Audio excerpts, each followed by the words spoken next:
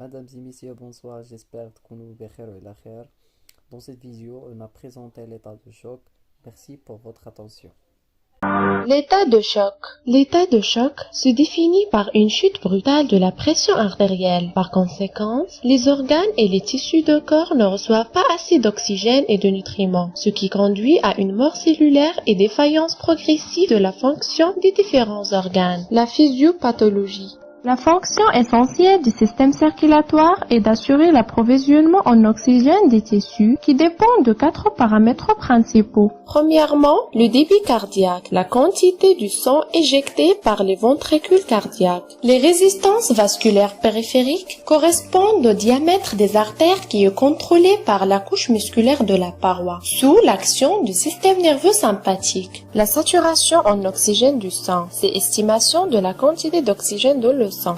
Et finalement, le taux d'hémoglobine. D'un point de vue physiopathologique, l'état de choc peut être dû à une hypovolémie par la perte de sang ou de fluide corporel, une hypovolémie relative par l'absence de la résistance vasculaire, une défaillance initiale de la pompe cardiaque entraînant une chute du débit cardiaque. Face à cette situation, l'organisme met en jeu des mécanismes compensatoires pour corriger de façon limitée et transitoire cette défaillance. Par l'activation du système sympathique qui donne une tachycardie et hypercontractilité cardiaque. La sécrétion de vasoconstricteurs qui augmente les résistances vasculaires périphériques. Redistribution du sang vers les organes nobles, reins, cerveau, par fermeture de la circulation capillaire. Lorsque la carence en apport d'oxygène se poursuit, des phénomènes d'ischémie tissulaire apparaissent et le métabolisme cellulaire devient anaérobie. La production d'énergie ATP se fait alors par la dégradation du sucre, glycolyse anaérobie. Cette voie de secours est non seulement moins efficace, mais surtout elle produit de l'acide lactique responsable d'une acidose métabolique. L'état de choc a 4 principales étiologies. Pour les retenir facilement, il faut se rappeler au mot CASH. C pour cardiogénique, A pour anaphylactique, S c'est septique et finalement H pour hypovolémique. On va commencer par le choc cardiogénique. Un choc cardiogénique est lié à une défaillance aiguë primitive de la pompe cardiaque, entraînant des désordres hémodynamiques, métaboliques et viscéraux, en relation avec une chute du débit cardiaque et conduisant à un état hypoperfusion tissulaire. Le choc cardiogénique a plusieurs causes. On a principalement l'infarctus de myocarde, la dissection aortique, l'embolie pulmonaire, la myocardite et le tamponnade. La défaillance de la pompe cardiaque va avoir tout d'abord pour conséquence une augmentation des pressions de remplissage et une diminution de quantité éjectée de sang.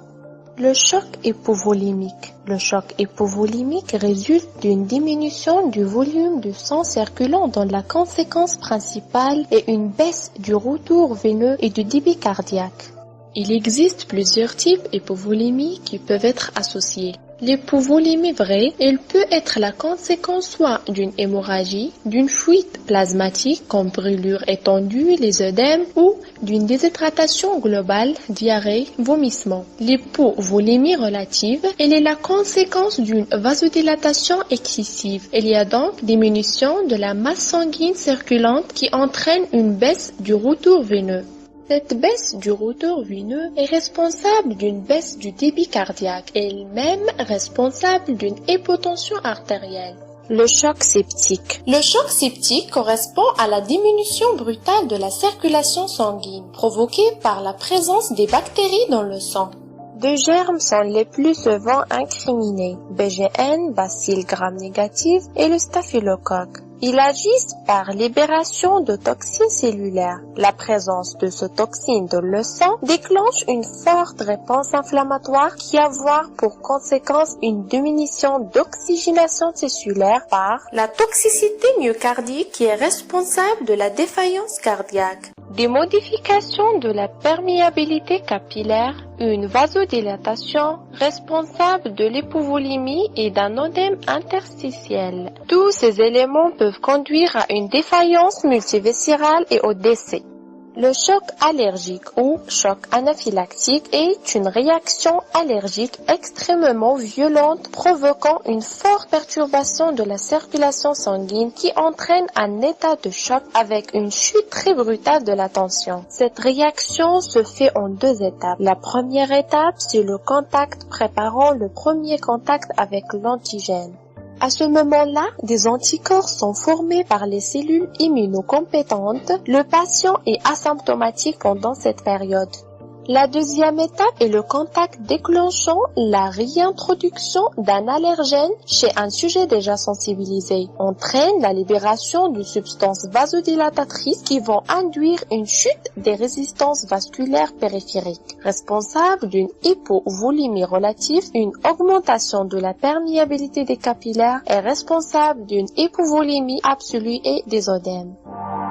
Les signes cliniques. L'état de choc est une urgence. Son diagnostic est d'abord clinique. Les signes généraux de l'état de choc sont l'hypotension, l'extrémité froide, les marbrures, sueur, pâleur, tachycardie, pouls filants, agitation et altération de la conscience, témoignent de l'hypoxie cérébrale ou l'hypnée. Ces signes sont associés à d'autres signes qui orientent la cause du choc. Pour les signes de choc cardiogénique, sont marqués par des signes d'insuffisance ventriculaire gauche, œdème aigu pulmonaire ou droite, turgescence des jugulaires et le reflux hépatogégulaire. Pour les signes de choc hypovolémique, il est manifesté par la déshydratation majeure et une hémorragie extériorisée. Par contre, le choc septique manifesté par une infection, fièvre, frisson et sueur. Pour le choc anaphylactique, elle est marquée par un bronchospasme souvent sévère, une éruption urticérienne généralisée, un œdème laryngé et des douleurs abdominales avec diarrhée. Passons maintenant au traitement des chocs. La prise en charge thérapeutique des états de choc comporte le traitement symptomatique et le traitement étiologique. Le traitement symptomatique, son objectif est de rétablir l'apport tissulaire en oxygène et pallier aux défaillances d'organes.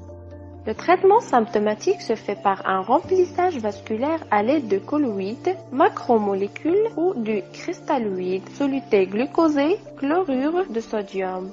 Catécholamine permettant d'augmenter les résistances vasculaires périphériques et ou la contractilité myocardique, dobutamine, dopamine, noradrénaline, adrénaline. Oxygénothérapie. Le traitement étiologique a pour objectif de contrôler et corriger la cause d'état de choc. La transfusion pour choc hypovolémique, antibiotiques pour choc septique. Pour le choc anaphylactique, le traitement c'est l'adrénaline, les corticoïdes et les antihistaminiques. Pour le traitement de choc cardiogénique, on a le thrombolyse, l'angioplastie et pontage coronarien qui réduit la congestion pulmonaire et augmente la perfusion tissulaire. On a les diurétiques qui réduisent la volémie, donc la congestion.